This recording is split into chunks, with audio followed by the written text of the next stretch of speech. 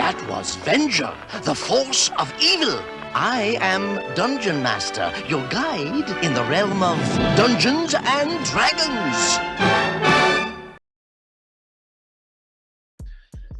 Hey everyone, welcome to PeakD&D. We are 3/4 of PeakD&D, and you might notice some new faces, but we're going to get to that. We decided to do a little sort of catch up on the channel, put out a video this month to sort of fill you guys in on what's been going on. So I think first of all, we'll start with introductions.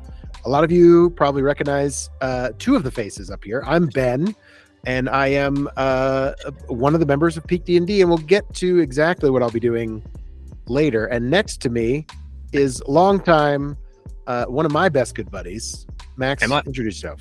Am I next to you? In my screen, I'm on the bottom of the pyramid, like holding up the other two. I don't really know, but Will's down there for me. Oh, very egalitarian. Hey, what's up? Max is Max. And the person you might not recognize down there, if you haven't been watching everything we're doing, and this is before the new campaign comes out, this is our good friend Will. Will, say hi to the nice people at home. Hello to the nice people at home. Yeah, I'm Will. Maybe you've seen me as a Thief 1 or Thief 2. Oh, yeah. On or one 4, of the... Or 5. Or 5. Maybe sketches.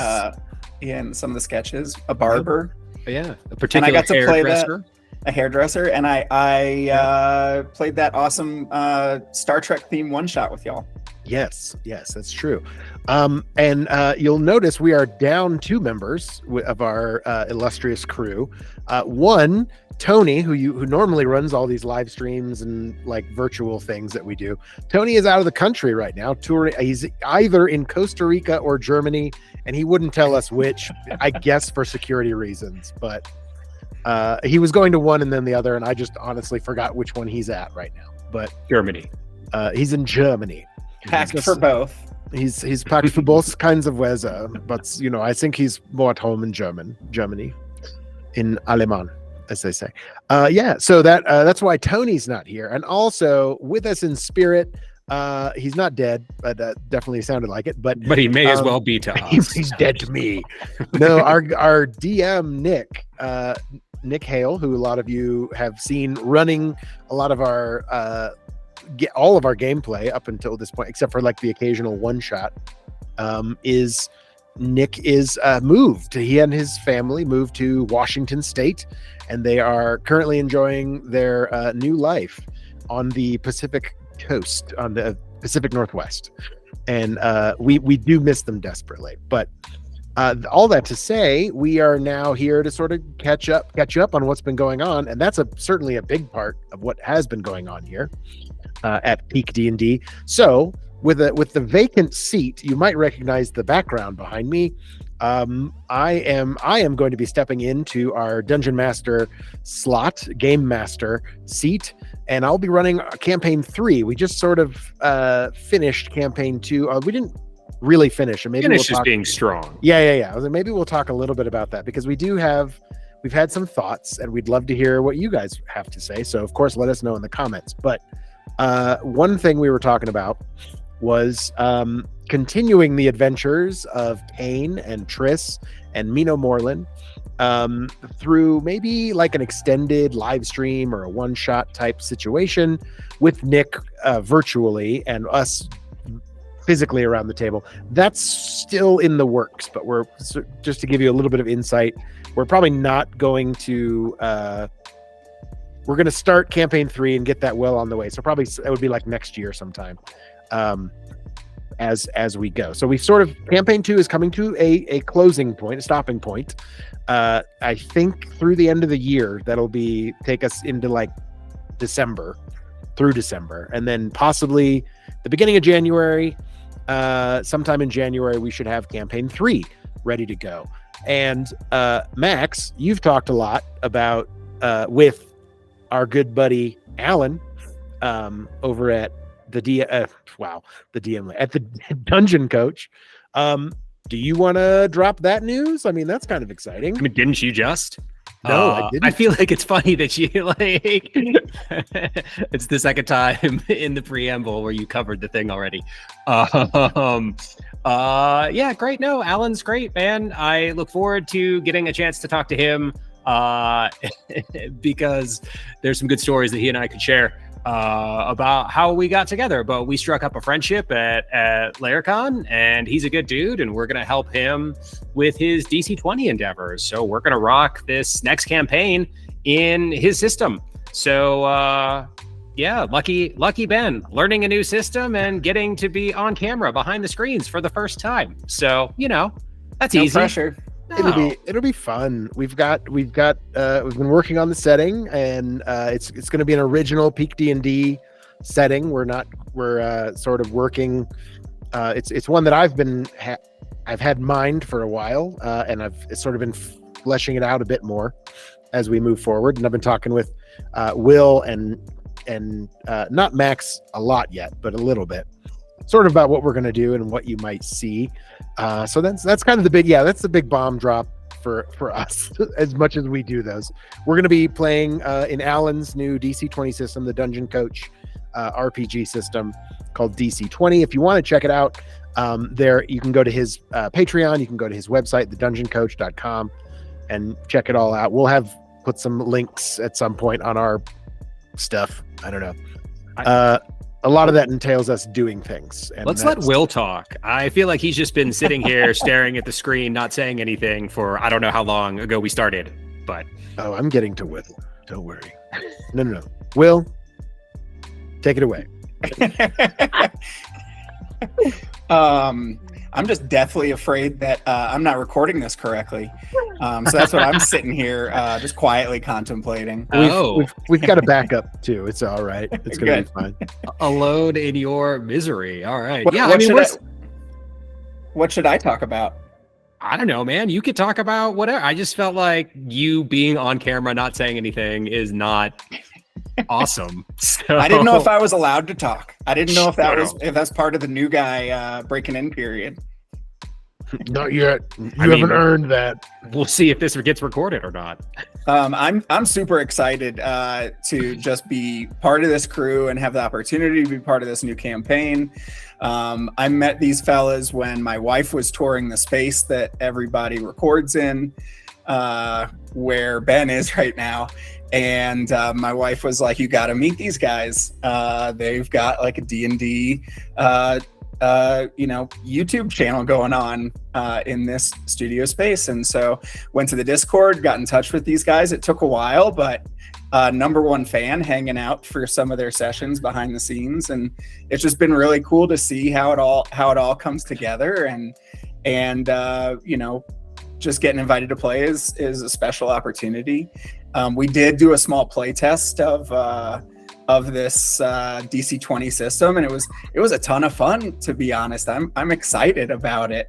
And maybe we can get more into that, but man, I'm itching and ready to go with this new campaign. Let's start. I don't care where Tony is right now. Let's go. Session one right now. He'll join in at some point. Tony, chime in the comments if you ever watch this, and you can play along too. No. He'll be in Costa Rica by the time this comes out. I think it's cool too, man, to just illustrate that, like, I don't know, like people reach out on Discord, like a lot of people are able to be gotten a hold of. Like Will literally didn't know any of us, but like hit us up through Discord and was like, hey, and now here we are. So, I mean, that was just one of those, it was serendipitous that we were, and at the time we were sort of in the middle of, we weren't sure if we were going to continue to have the studio. And Will's wife is on the art board, and we helped, they were touring the space. We were sort of in here as like attic hermits for a while, before the space opened up as it is now. We're in a large building that's like a big maker space. And anyway, but it was just sort of like we met Will's wife and so she told Will about us, and then it all just sort of worked out kind of magically. And that was all just a few months before we found out that Nick was leaving. Yeah. So, and it was like, well, we might need a fourth person.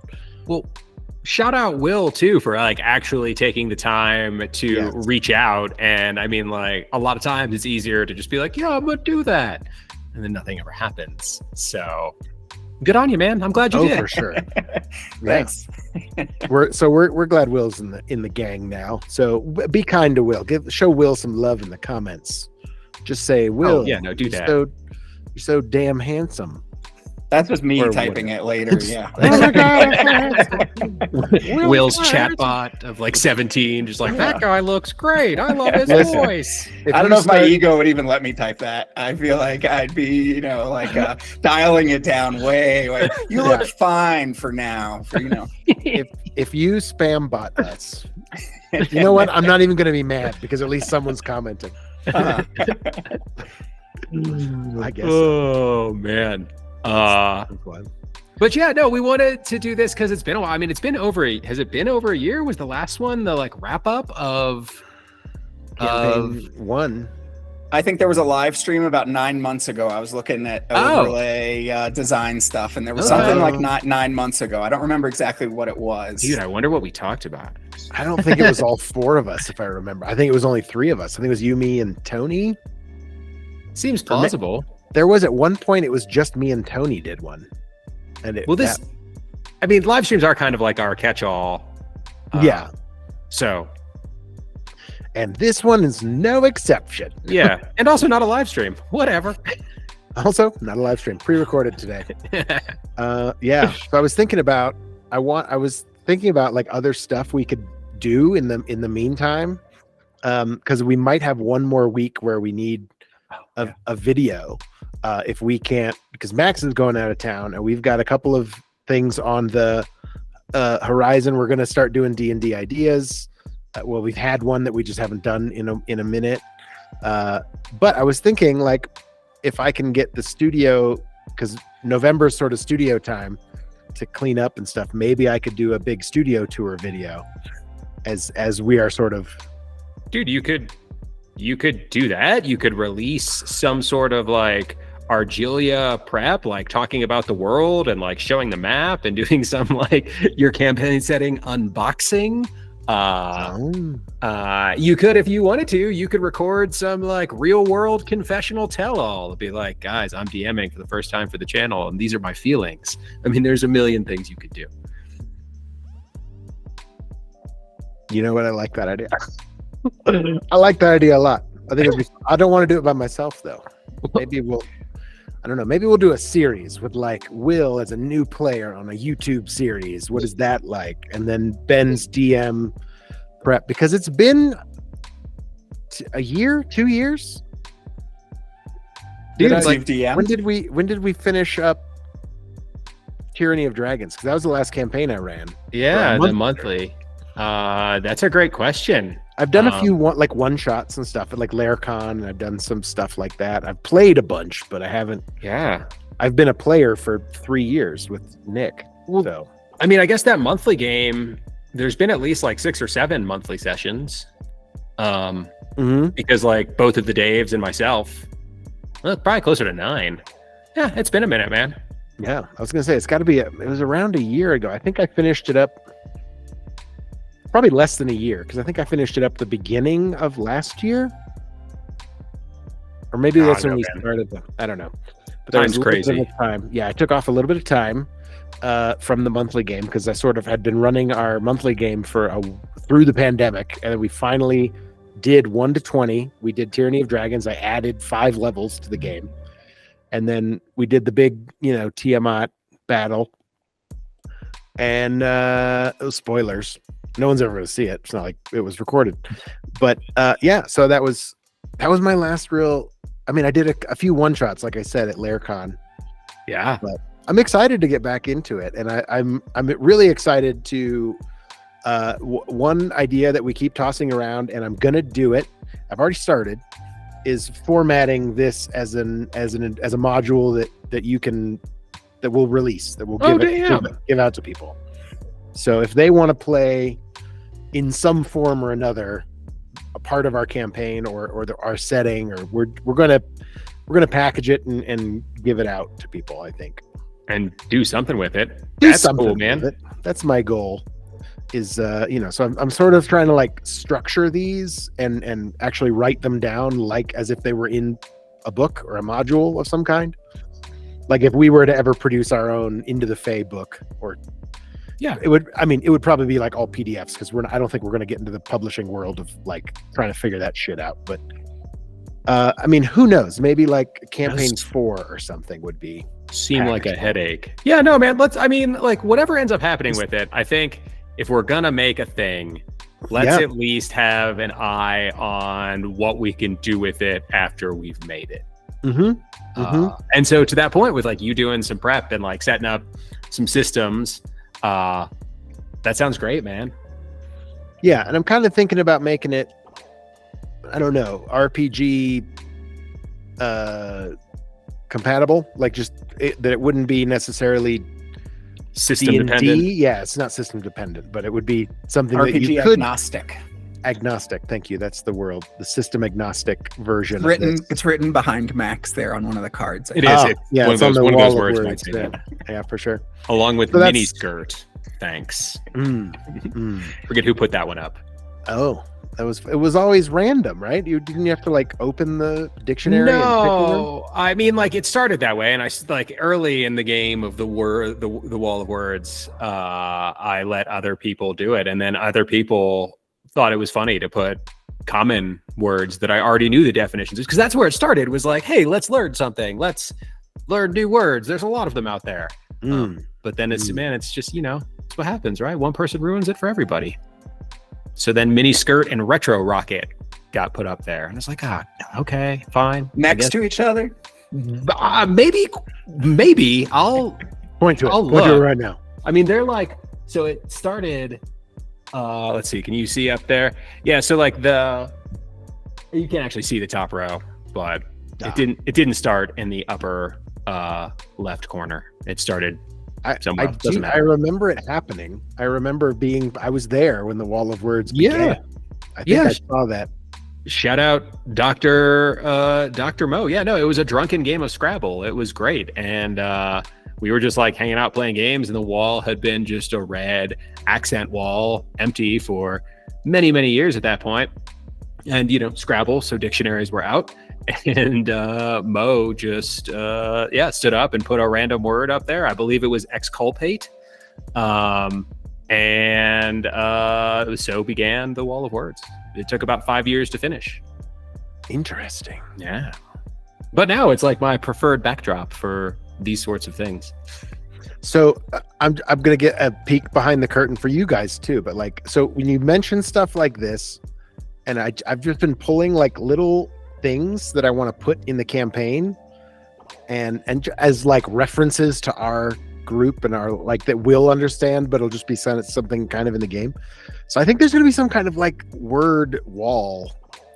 It'll turn into a puzzle. It sounds like a wizard puzzle, kind of like, labyrinthian. Yeah, or maybe it's just like a location. Like there's a library and it's just got like words written everywhere, and so it'll probably be like a little tiny detail, but no, that maybe there could have been an easier way to do this than just to write every word on the wall. Well, this is how nobody steals the books, because we carve it into the wall. There you go. There's a way of doing that. I'm flattered. You could just make some eccentric weird dude have a wall of words. Like, I won't take any offense to that. But I was actually just thinking now about my character, and I was like, I think my character might have an older brother. And I think his name might be Gary, and I think he might be a paladin. So, okay, and what is the word? Cup version. Correct. Yes. Human walking around type of version. Yeah. Before things go wrong, and his soul ends up trapped in a mug. I'm very tempted to roll that into the campaign at some point. The torture of my brother. Yeah. Well, there's just that team, like the defenders of Quo. I don't know if that's a good idea, man. Which was a very short-lived animated project that Max and I did 12 years ago. Yeah, I don't know. We might rub some people the wrong way with that. Is that the origin of the channel, though? Is that the beginning of it all? Ooh, That's a good question. It Maybe. was the first thing that Ben and I collaborated on that wasn't just like our weekly game of Dungeons and Dragons. And it was with a few other friends who are also part of that Wednesday group. And one of the first things we did was this like cartoon pilot, which is what Ben's referencing. And then that also begot the podcast that Ben and I have kept going for, man, it'll be like 12 years in May. Yeah. I mean, and so who would have thought that we've been podcasters for more than a decade? Yeah. My God. Early adopters here. Not based on your recording experience. Well, I was going to say, not based on our listenership either. You know what? Part of it's just showing up. You know what I mean? And that's what we're doing. We keep showing up. Damn it. Dude, it's been good practice, man. I feel way better talking to you guys now and being on camera and doing all that stuff by virtue of having done that podcast a bunch. Oh, for sure.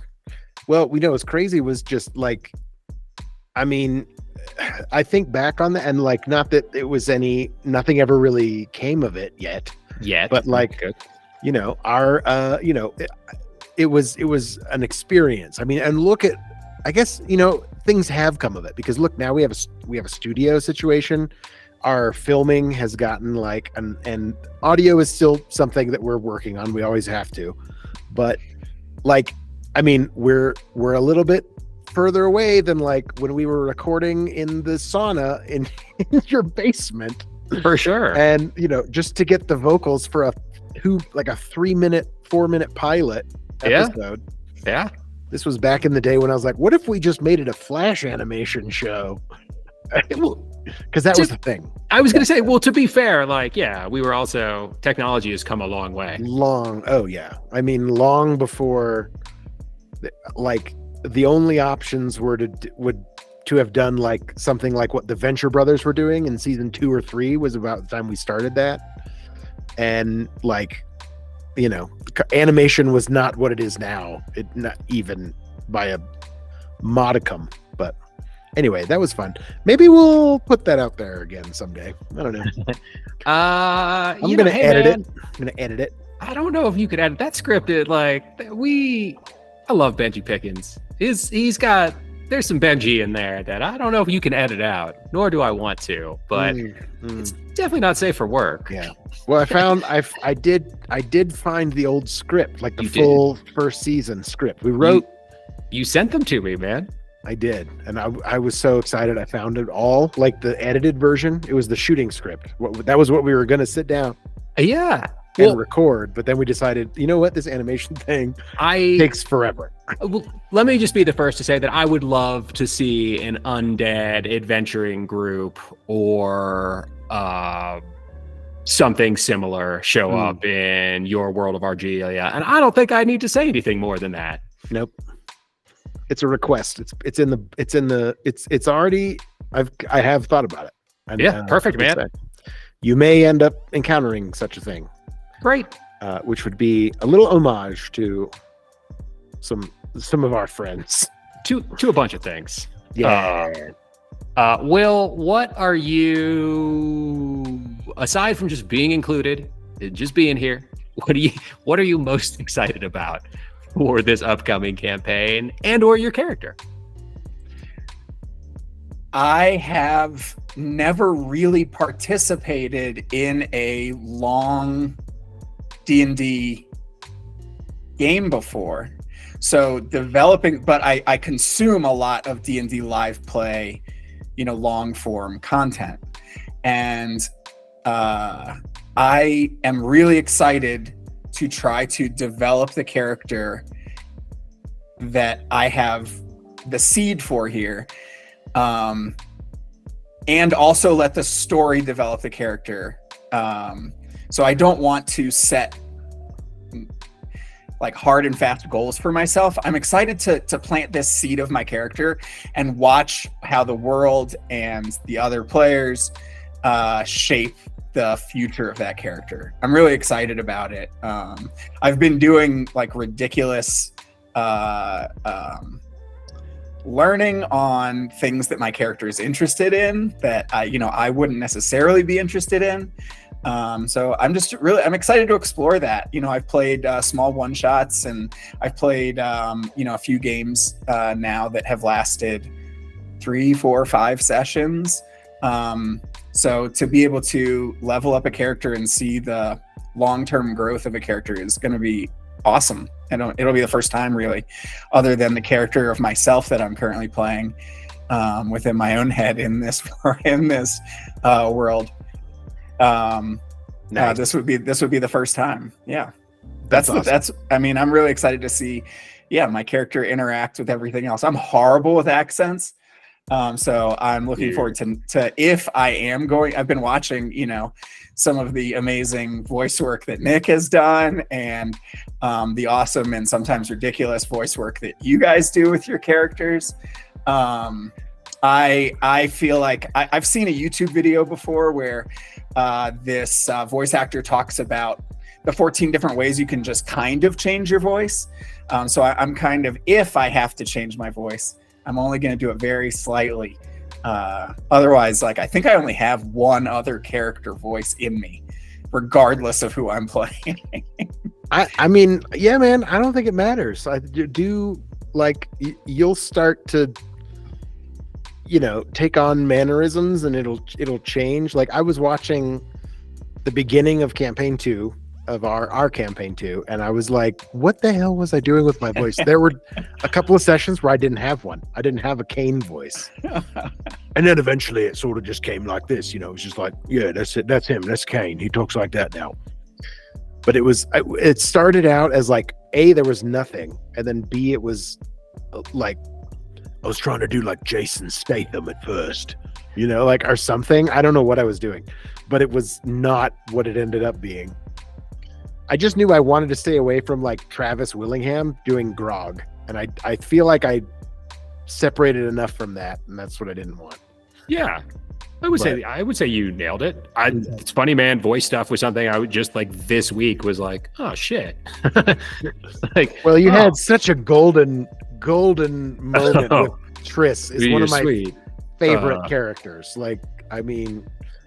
That Southern Belle charm you had, like molasses coming out your mouth. See, this is what's so embarrassing is that you can do any voice I can do, you can do better. And I know it's not a competition, and that's totally fine, and that's the beauty of it. But to your point, man, I have played this game for a long, long time, and it is only recently that the whole voice thing ever even occurred to me. And I do not feel obligated to use a voice. I'm not sure I will use a voice. Yeah, dude, doesn't matter. I'm interested in exploring it. I think it's such a weakness of mine. That's why I'm so cognizant about it. But and then having watched that video, it's like, oh, I think there are some tricks that can give me maybe a voice that are just ways of if you just, I wouldn't know even where to start here, but just you use your tongue just this one way. You're not really changing your voice. You're just doing this one little, vocal treatment or something. And it transforms it, and it gives it this characteristic that, your character might be looking for. So I'm excited to explore that part too, but that's probably the thing I'd be most scared of if it's especially if I was DMing, because it's no, guys, I only have one other voice. This is it. Shopkeep sounds like this wizard, sounds like this halfling sounds. Sure. Well, dude, will you both send me that video, and then we'll put it in we'll link it down here. Yeah, oh sure. Exactly. I hope I can find it. I hope it wasn't just a TikTok I saw 1,000 scrolls ago. There's this one, it might be the one you're thinking about, but it's this guy who just talks about 100,000 voices or something like that. 100,000 voices in 14 minutes or whatever it is. But it's a pretty famous one. It's got 6 million views or something crazy like that. But I think that might be the one you're talking about. If not, We'll Yeah, find the right one, and I'll look for it check both it for out. myself and so we can link it. Yeah, for sure. That would be super cool. Yeah, I mean, there was a Matt Colville video that I watched a long time ago about he was talking about voices, and I think more from like a game master type point of view, because you have so many NPCs and they all have to. But he was talking about like how just your speech pattern can change. You're not changing anything about your voice, but by changing your speech pattern, you will actually end up changing your voice as well. And he was talking about like specifically about like doing a Dragonborn type character, and he said that like he just over enunciated everything that this person said, and it was like, and that because if you're a big dragon, you got a big mouth full of teeth, like Gotta be. that would change the way you would speak. So all the Dragonborn speak like this, really just like big and enunciated. yeah, just like, and I'm just noticing like my mouth is gigantic in this, like on this. I was like, whoa. So what's a gummy? What's a more gummy Dragonborn? If they don't have any teeth, I guess they would talk more like this. They got southern. They got southern. No, I was gonna say, yeah. Well, I feel like when you just said gummy, like that's immediately like Ben was saying, like slow, like molasses. But I think like molasses. Even just slowing down the rate at which you speak, and like putting your voice either higher or lower, like Will, you're like before we started recording, like every time I get on one of these I go through puberty, right? Like I didn't say that. I'm sorry, I didn't mean to be revealing secrets, but like those are things that can be done too, totally. with voices. Totally. Yeah. Can I ask how else or maybe I can reveal the other ways that I have been trying to get into character here. One, I have like a few specific people that I've been thinking about, and that can lend itself to the voice work, too. But it's like there are, and I don't want to reveal this yet, especially not before campaign 0, but there are like 3, one real person and 2 fictional people that are kind of mashed together that I'm like, this is the inspiration for this character. Awesome. And now I got a music playlist going for my character too. And so I'm interested in like maybe some of those ways that you prepare for your character. And those are the 2 ways, and that, and, kind of mixing a lot of that inspiration into AI also, to be figuring out what AI thinks my character might look like based on those characteristics, based on those fictional and non-fictional people that I use as inputs to mash them together. So those are the like 2 or 3 ways I've kind of been thinking up this like trying to realize my character. That's like 2 or 3 more than I have ever used, I think. But I think that's great, man. May I dig a bit more?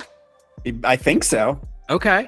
I'm interested to know if you'd also create a playlist for your character, like a music playlist for your character. Well, interesting you bring up music, and I'll get to that here in a second. But I'm curious, like these role models for your character, are they...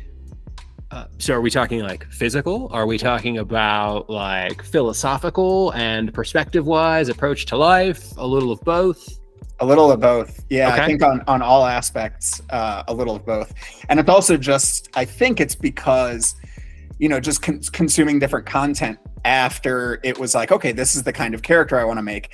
And now we're watching a movie and it's like, oh, this is kind of like, I'm going to take this aspect of this character from this movie now, or from this TV show, just like these different aspects that are coming in, that are informing it. And if I had gone to make this character 3 months earlier, I think it would have been completely different, what the inspiration was. That's awesome. But specifically here, yeah, it's both looks and characteristics, mannerisms and motivations and things like that too. Ben, before I answer your question, Ben, do you have any thoughts you would like to add in the midst of all of this between 2 players? I mean, I think that's a great way to start. I was just thinking about on our last campaign, Kane started out as essentially Dean Winchester was his from Supernatural. That was my inspiration for him, was sort of like this grizzled sort of like monster hunter guy, and specifically the arc when Dean had gone to hell and become like a demon and then escaped from hell with the help of like another demon that he had smuggled out of hell. And in 5e terms, a devil. But as Red Cane.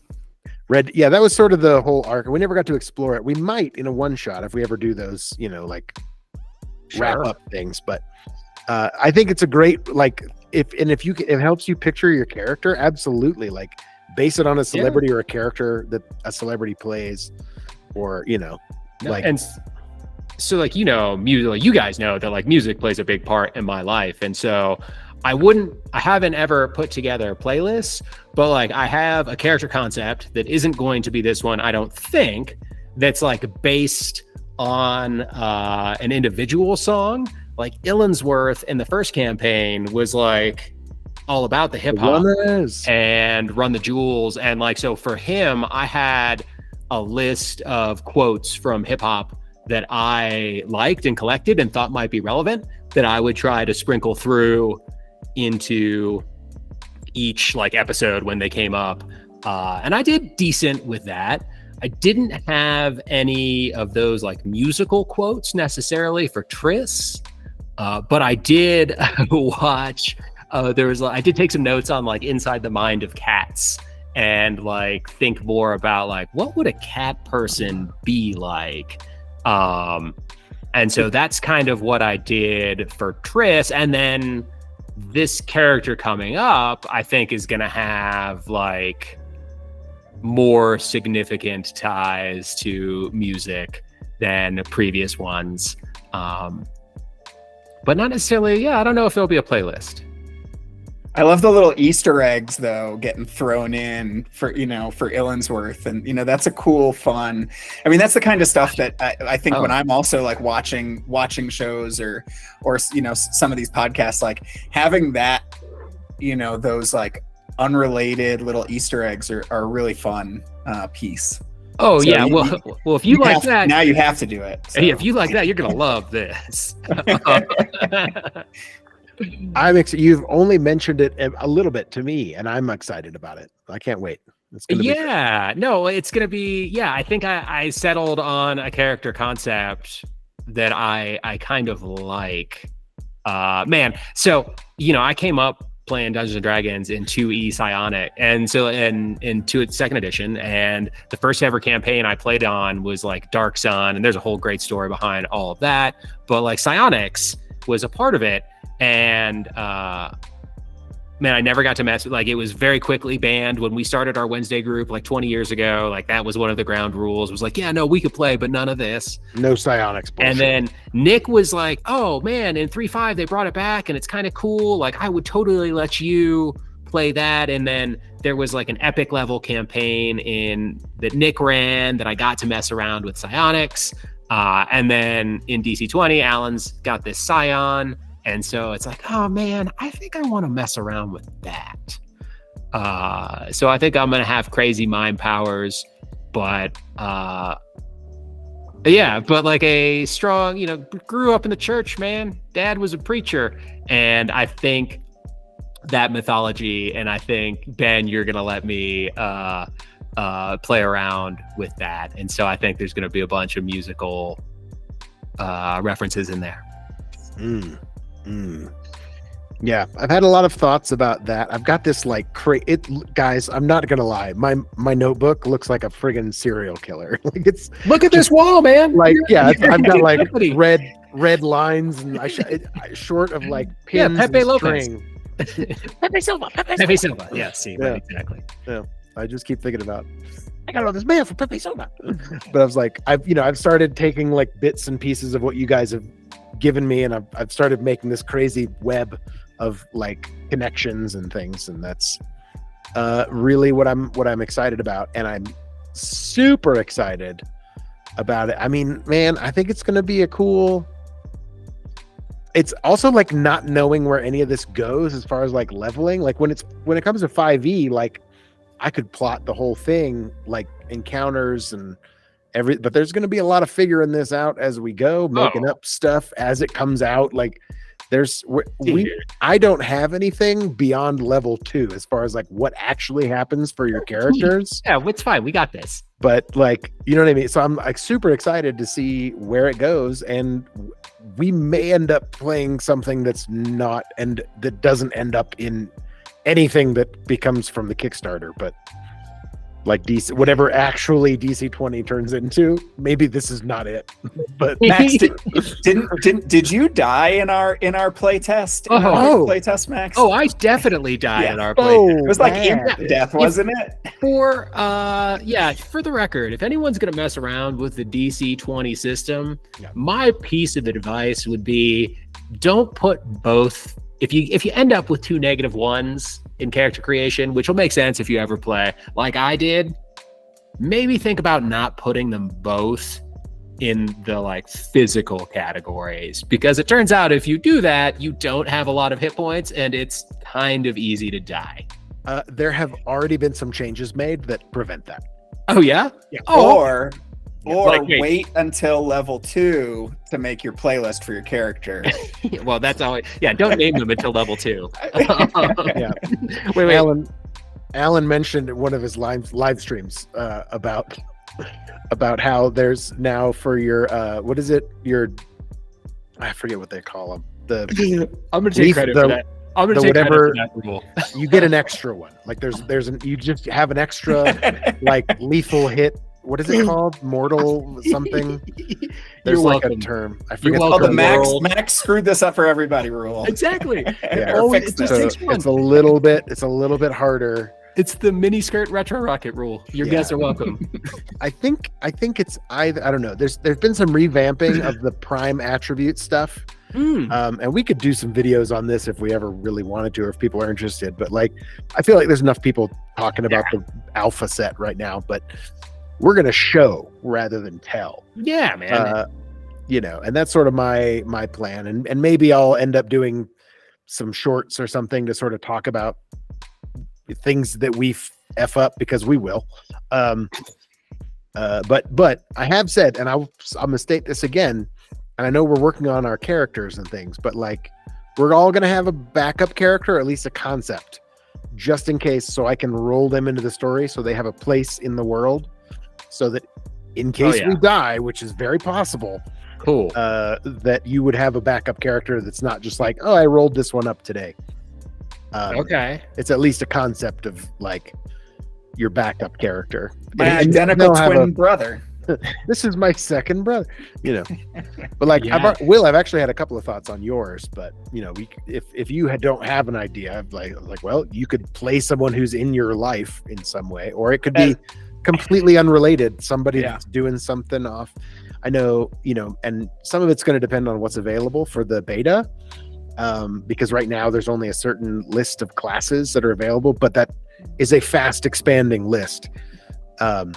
So maybe by the time we got to anywhere that we're in trouble, I'm going to try to, I might pull my punches a little bit as we figure it out, but I wouldn't. I mean, I'm all in right now with mine. I've got way too many songs on this playlist for this character to die like right off the bat. Man, Will, you just did it, man. Are you sure you want to go check out that room all by yourself? What are the horror movie rules? I'm set up to be the beefiest character. If I go down, then it's a TPK. Okay. I mean, I was being so we played the alpha scenario that I think Alan played with. He just filmed a playtest. I don't know if it's out yet, but with like Treant Monk and Luke from the DM Lair, Duke from oh god, what is he? One Shot Questers. Sorry, and then I think, was it Will from D&D Shorts? It might have been. But anyway, so like 4 pretty big YouTubers that played with Alan on this one shot, and they played the same scenario that you guys played, I think.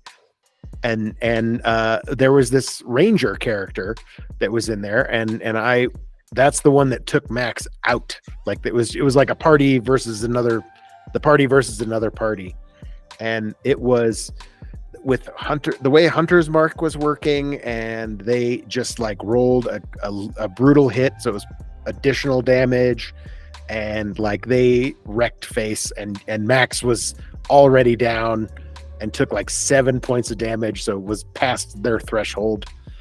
I was looking at the PDF when you were saying that, when you were counting the damage. I'm like, that's not right. My longsword does a quarter of that.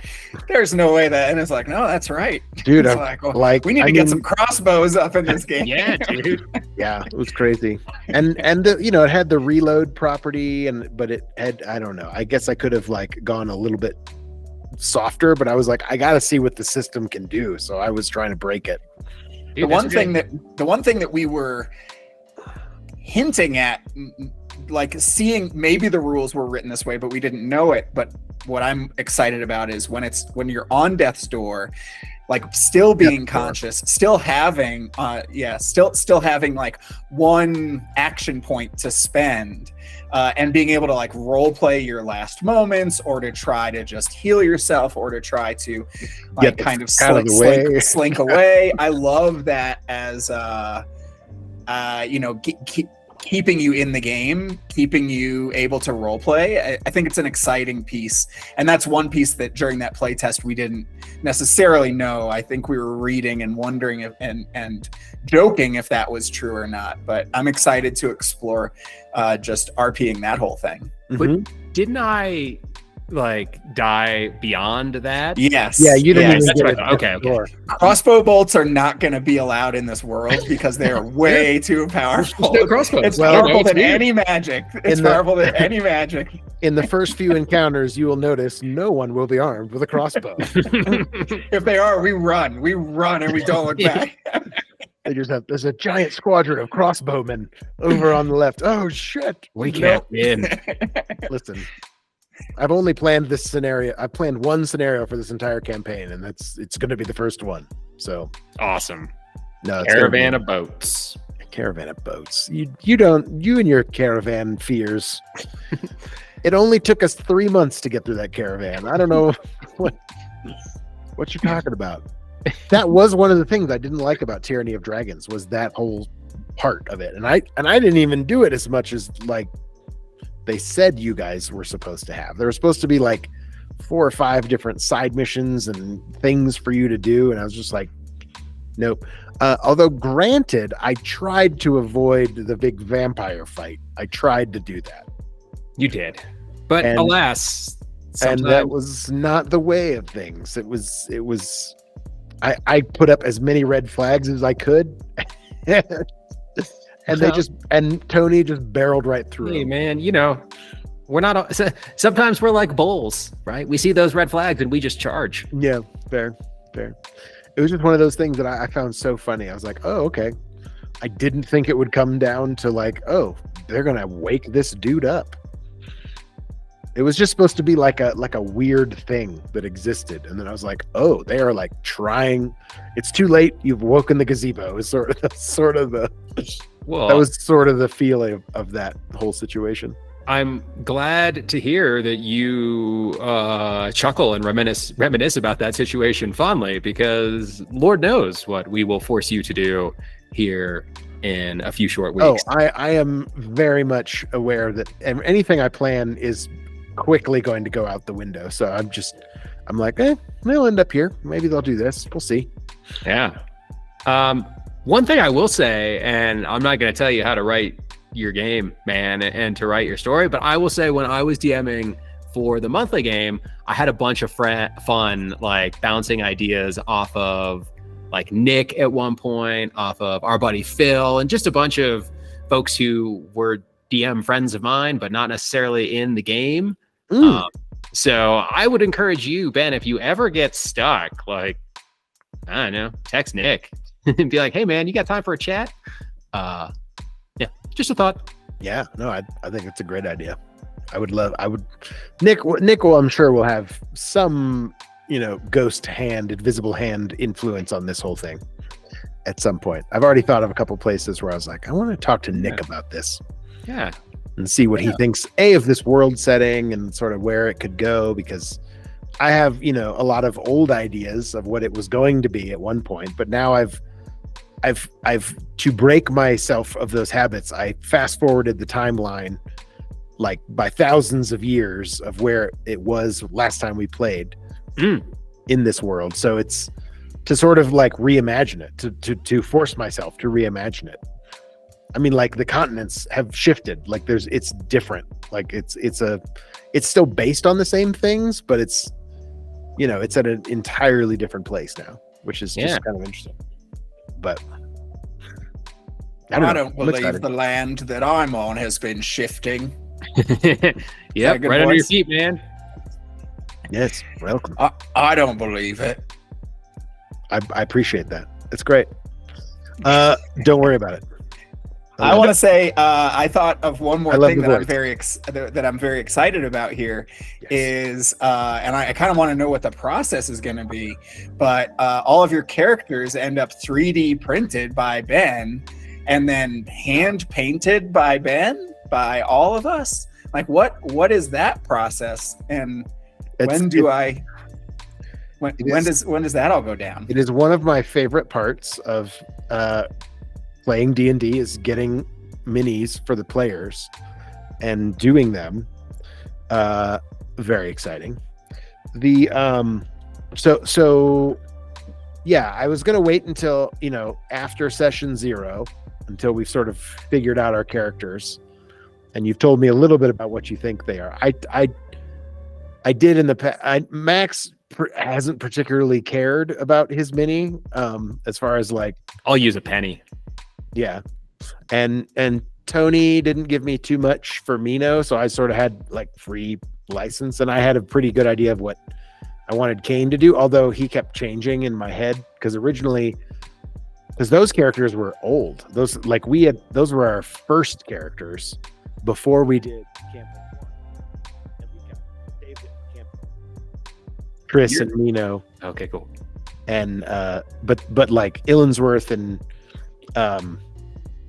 Jastian and Gord were like our second characters, but the first ones we played. But I did some minis for those guys too. And then I've done minis for when we did every Rose Up, I've done some minis for those, more as like commemorative ones. Although we played with a lot of them. We played with them the last couple times. I didn't get them done in time for the Star Trek one, but apparently they're sitting at the post office. I don't know, in the Feywild. They're in between realms.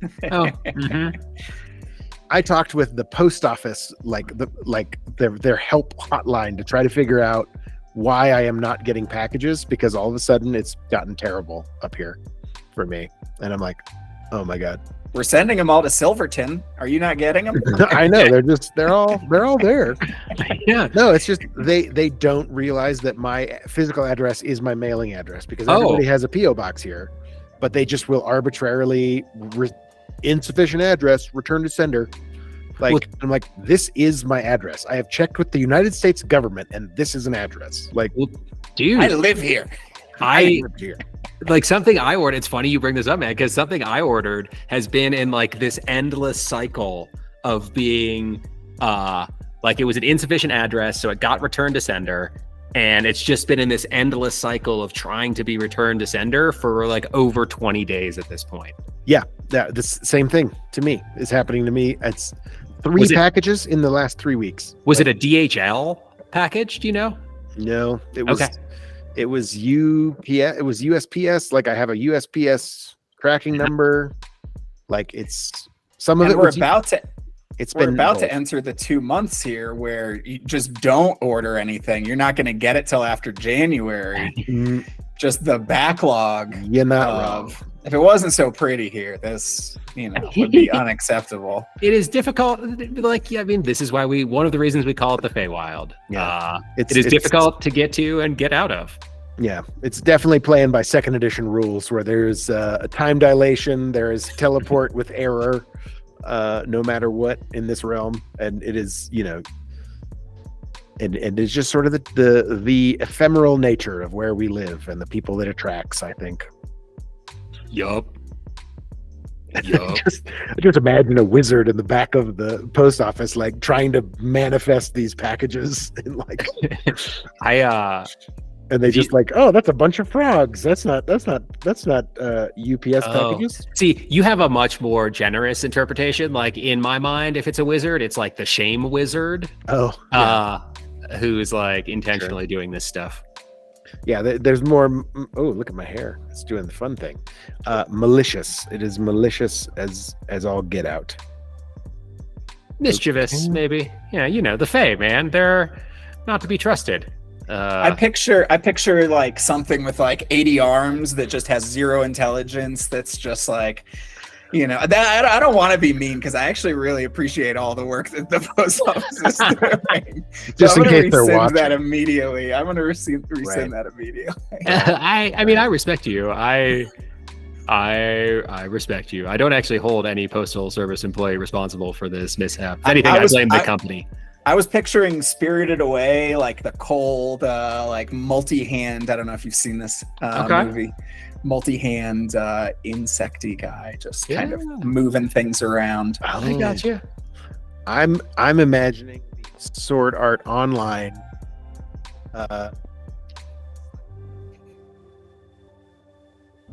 Nope, the government is silencing. Yeah. You didn't come through there on that, man. I think your mic may have come unplugged. What? Oh, now you're back. Now we can hear you. You're just not allowed to talk anymore about the packages. Yep. Nope. Let's. Nope. You're done. See. Yeah. Yeah. Maybe let's quit while the getting's good. Yeah. No, I don't know what happened to your mic, but everyone, thank you for tuning in for this like impromptu live stream as we talk about what's been happening and what's going to happen. And we introduce Will. You might be up there. Perhaps you're up there. I don't know. Maybe Will, it's good to have you here. Welcome to the PeakD&D family. Nick, we love you. Tony, safe travels. Alan, thank you. And thank you for checking it out. And we hope to have a whole bunch of fun here in the coming days and weeks and years. Let us know your questions down in the comments. Oh, yeah. Ben is talking about questions and comments. You can do that. That's cool. Yeah. Ask questions in the comments. We'll answer them and stuff. We're good about that, mostly. I want to know how people prepare for their characters. And what like weird, crazy, out of the ordinary ways that people get their characters in their heads. There you go, man. All right, so like just real quick, are you talking about like how to get in the spirit of their character before sessions? Or are you talking about the inspiration for making new characters? Oh, both. Cool. I didn't think about the first one. Like it was mainly based on how do you create your character in the first place, manifest it, you know. But now I am thinking, you know, right before the session starts, how do you get into it? Yeah, great. So we have some questions. Throw some answers down there, and yeah, man. Thanks for tuning in. We will see you next time. The Peak.